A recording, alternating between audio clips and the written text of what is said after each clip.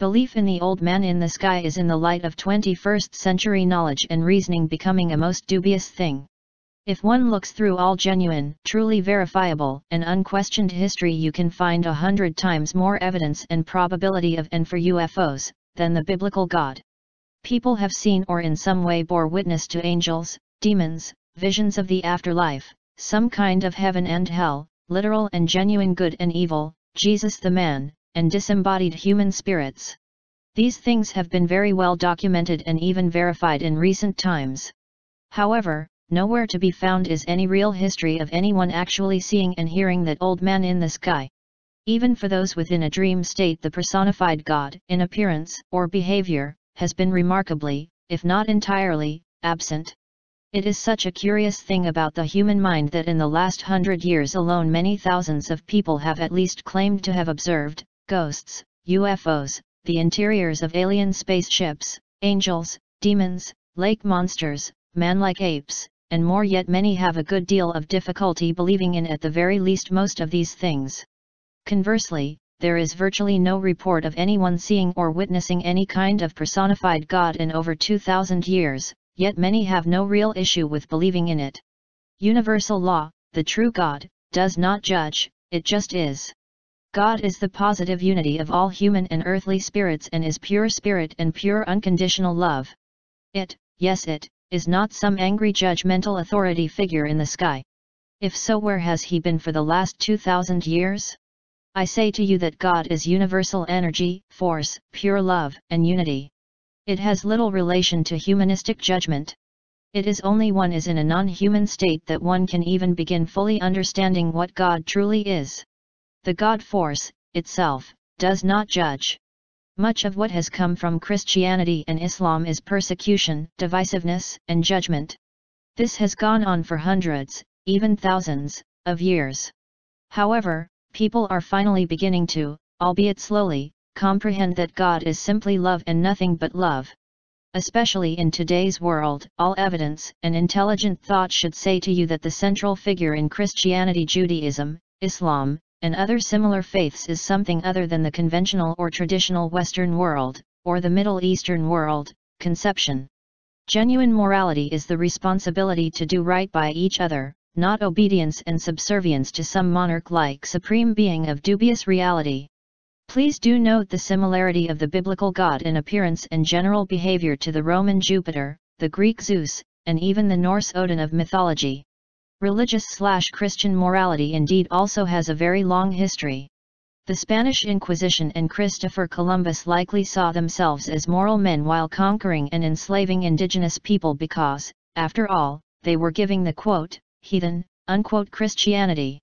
The witch hunters of the Middle Ages who committed hundreds of acts of torture and murder unto those, many of whom, if not most, were completely innocent, were most pious men. Christianity was one of the major justifications for nearly 300 years of slavery in America. It was extremely bad and it went on for a long time, yet where was the God of Moses to provide a powerful deliverer during this brutal period in American history? I quote, slaves, obey your earthly masters in every respect, not only when they are watching like those who are strictly people pleasers but with a sincere heart, fearing the Lord, unquote, says the Bible, Colossians 3:22.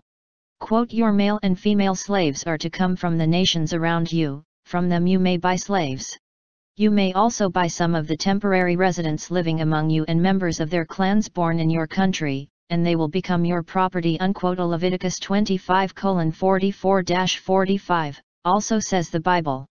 Do you think that, quote, chivalrous, unquote, slave owners saw themselves as men of religiously moral responsibility? The answer should be obvious. This brings us to the despicable Ku Klux Klan, whose vile history of evil speaks for itself. Yet, were these not men of religiously moral responsibility to their race, in their own minds? Presently, we have the fanatics from the Middle East who seek to conquer or murder all the rest of humanity in the name of the one true God. Let me say that I do not speak of all Muslims, but the good Muslims do not do nearly enough to speak out against and condemn these murderous zealots. Once again, in the 21st century, it is back to the sanctioning of violence and cruelty towards others by religion, and Christians are no ones to stand in judgment. Islam and Christianity are like two sides of a coin of very flawed craftsmanship, which yet has some redeeming qualities. It has been said that this oracle forgets. I quote, the atheist, Norse-loving Nazis 6 million, right? Christianity ended slavery. Britain went from being the principal slave-trading country to actively working to outlaw slavery in the early 19th century. Africa practiced slavery for over 1,000 years before the first Portuguese ship arrived. When the Europeans got to Africa, slavery increased as the African elites now had new markets in which to trade their own. I was just reading a book about Tanzania. It is said that neighboring country Kenya, 1940, had no calendar, no money or coin, no wheel, all goods were carried on the top of the head or in dugout canoe, no trade, except ivory and slaves. Thus 140 years after the slave trade was eliminated, we find African states continuing to sell human beings as chattel. But since all cultures are equal, I'm sure we will find a good reason why slavery in their case was acceptable. Unquote. All that this says is that religious evil is the lesser of two or more evils.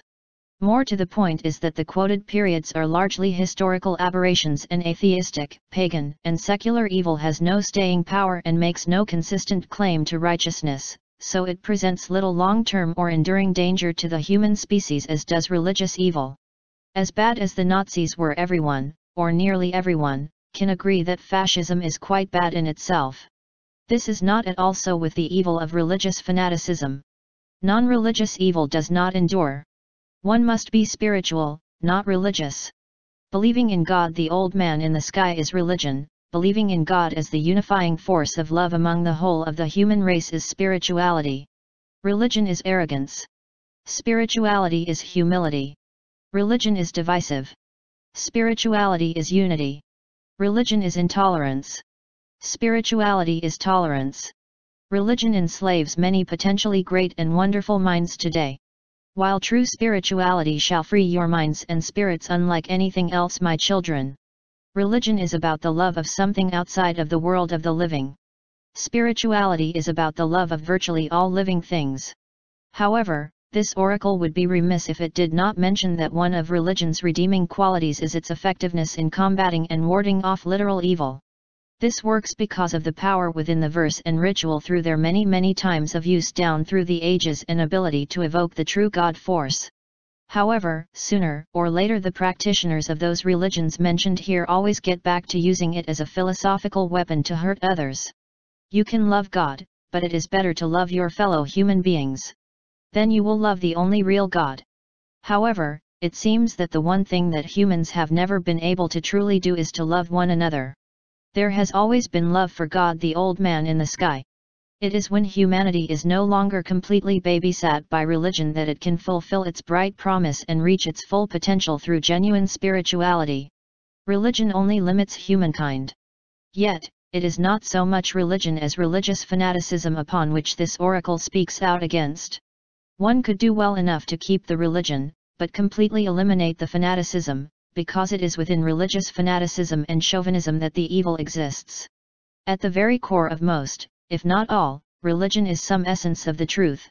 1,000 years is a very long time. 2,000 years is much too long, but there is great hope in and for this generation. Love and cherish the whole of the human species. Genuinely love each other unconditionally. Then and only then shall you know the only true God.